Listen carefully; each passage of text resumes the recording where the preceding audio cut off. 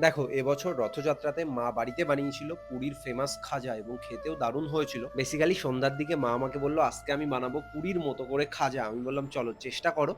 So ১ম এই মা ময়দাটাকে ভালো করে মাখিয়ে নিল। তারপর তো চিনির চাশনিটা এই জায়গাতে রেডি করে নিল।